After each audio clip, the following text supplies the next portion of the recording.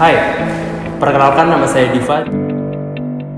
Halo, perkenalkan nama saya Nadia Rodiki. Di sini saya akan membahas apa itu Reksadana dan juga obligasi.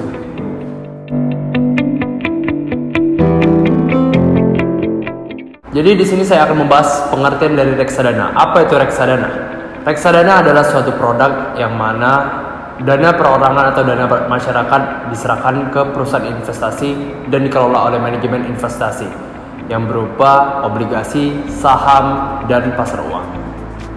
Secara umum, reksadana ini terbagi menjadi 4, yakni yang pertama, reksadana pasar uang atau money market fund. Ini yang melakukan investasi pada jenis instrumen investasi pasar uang dengan masa jatuh tempo kurang dari 1 tahun. Yang kedua, reksadana pendapatan tetap atau fixed income fund. Reksadana ini pendapatannya adalah jenis reksadana yang menginvestasikan sekurang-kurangnya 80% dari aktivitas dalam bentuk efek utang atau obligasi. Yang ketiga, reksadana campuran atau balance mutual fund. Reksadana ini adalah reksadana campuran dari jenis reksadana yang mengalokasikan dana investasinya dalam portofolio yang bervariasi. Yang keempat, reksadana saham atau equity fund. Reksadana saham ini adalah jenis reksadana yang menginvestasikan sekurang-kurangnya 80% dari aktivitas dalam bentuk efek bersifat ekuitas.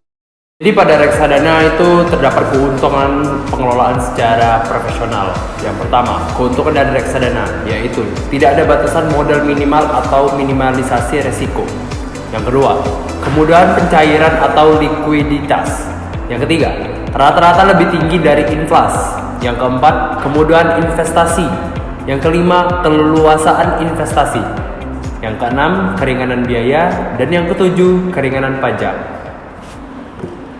Selanjutnya yaitu kerugian sebuah dari reksadana. Yang pertama, risiko berkurangnya nilai unit penyertaan. Dan yang kedua, risiko dari likuiditas. Di reksadana terdapat jenis-jenis transaksi pada reksadana. Apa aja itu? Yang pertama, pembukaan rekening atau registration. Yang kedua, pembelian unit penyertaan atau UP. Yang ketiga, penjualan kembali UP. Keempat, pengalihan investasi dari suatu jenis reksadana ke reksadana lain atau switching. Obligasi. Apa itu obligasi?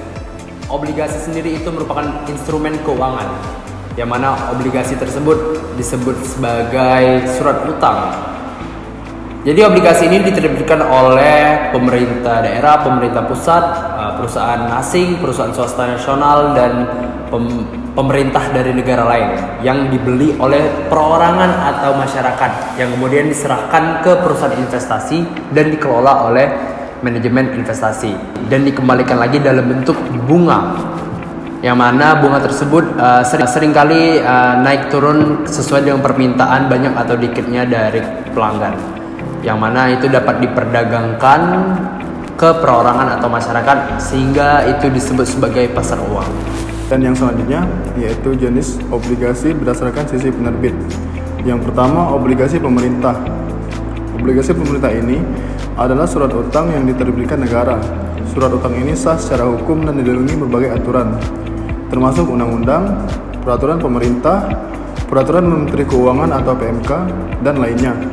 Yang kedua, obligasi korporasi. Obligasi korporasi ini adalah surat utang yang diterbitkan oleh BUMN atau perusahaan swasta. Biasanya, obligasi korporasi ini jatuh tempo dalam waktu yang cenderung pendek, minimal 1 tahun. Yang ketiga, obligasi pemerintah daerah. Obligasi jenis ini diterbitkan oleh pemerintah daerah. Tujuannya adalah membantu pemerintah daerah dalam melakukan pembangunan. Tujuan penerbitan dari obligasi tersebut. Tujuan yang pertama itu ada meningkatkan modal usaha untuk perusahaan pemerintah atau korporasi. Yang kedua, mendukung stabilitas pasar keuangan domestik. Dan yang ketiga, pinjaman dalam bentuk rupiah sehingga tidak ada resiko fluktuasi harga falas. Jenis obligasi berdasarkan simpanan. Yang pertama, mortgage bond. Mortgage bond ini diterbitkan dengan jaminan aset real. Yang kedua, unsecured atau debentures bond. Diterbitkan tanpa jaminan aset real tertentu. Yang ketiga, obligasi konversi. Ini memberikan hak pemegang untuk mengkonversikan obligasi dengan saham perusahaan. Selanjutnya, obligasi dengan waran saham. Obligasi punya hak untuk membeli saham dengan harga yang ditentukan. Ada jenis obligasi dalam segi penerbitan. Yang pertama, treasury bond. Yang kedua, corporate bond. Yang ketiga, municipal bond. Dan yang terakhir, foreign bond. Mungkin itu saja yang bisa dapat kami sampaikan. Bila ada yang kurang, silakan komen. Komen bawah ini ya, guys. Jangan lupa like, comment, and Subscribe. see you in the next video. Bye.